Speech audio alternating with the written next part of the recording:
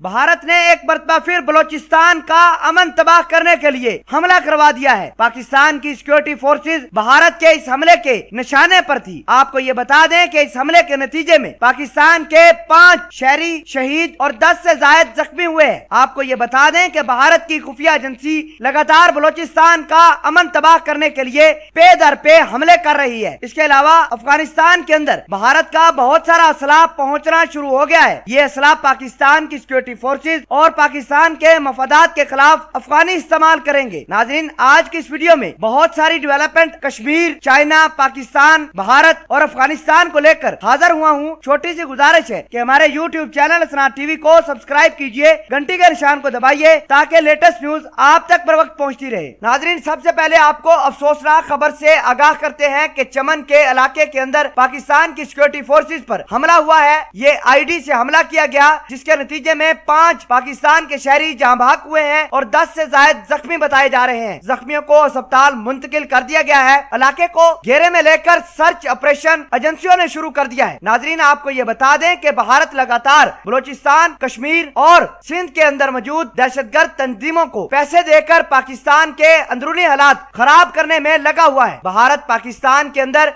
मुख्तलिफ किस्म के धमाके कराने की कोशिश भी कर रहा है। जैसे जैसे 14 अगस्त करीब आ रही है, वैसे वैसे पाकिस्तान के अंदर हार्ड कोर टेररिज्म भारत वापस लाना चाहता है और पाकिस्तान की सिक्योरिटी फोर्सेस को निशाना बनाना चाहता है। इसलिए भारत ने बहुत सारा रुपया पैसा पाकिस्तान के अंदर मौजूद दहशतगर्द तंजीमों को देना शुरू कर दिया है। हालांकि चमन के अंदर होने वाले इस दहशतगर्द हमले का किसी ने जिम्मेदारी कबूल नहीं की। बहरहाल भारत के जो असल अटैचमेंट है वो BLA यानी बलोच लिबरेशन आर्मी के साथ है। भारत वहाँ से पैसे बलोच लिबरेशन आर्मी को देता है। वो चाइनीज इन्वेस्टमेंट को नुकसान पहुंचाते हैं। गवादर के अंदर पाकिस्तान की आर्मी जो पोस्टेड है उनकी सर्विलेंस को नुकसान पहुंचाने की कोशिश करते हैं और सिंध के अंदर मौजूद दहशतगर्द तंजीमों को भारत पैसे देकर पाकिस्तान की सिक्योरिटी फोर्सेस के अलावा CPEC को डायरेक्ट निशाना बनवाने की कोशिश कर रहा है। और 14 अगस्त तक पाकिस्तान की सिक्योरिटी फोर्सेस ने पूरे पाकिस्तान के अंदर खसूसन CPEC को लेकर रेड अलर्ट जारी किया है कि भारत किसी न किसी तरीके से अपने गंदे अज़ाइम 14 अगस्त तक पूरे करने की कोशिश करेगा। नाज़रीन, एक और अहम और बड़ी खबर यह है कि भारत की मुंबई पोर्ट भी पाकिस्तान के खिलाफ इस्तेमाल हो रही है। भारत बहुत सारा असला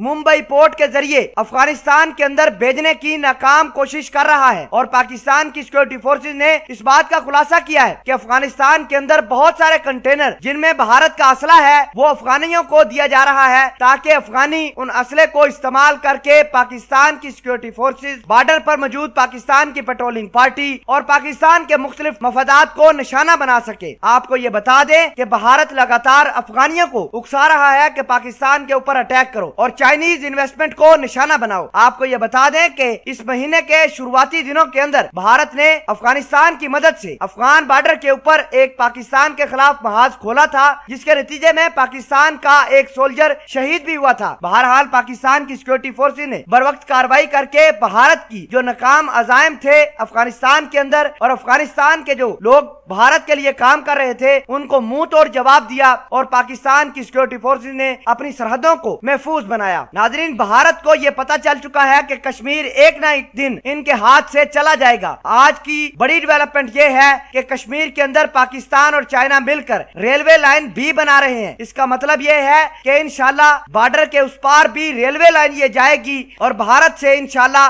कश्मीर का कब्जा पाकिस्तान और चाइना मिलकर छुड़वाएगा। पाक चीन दोस्ती जिंदाबाद।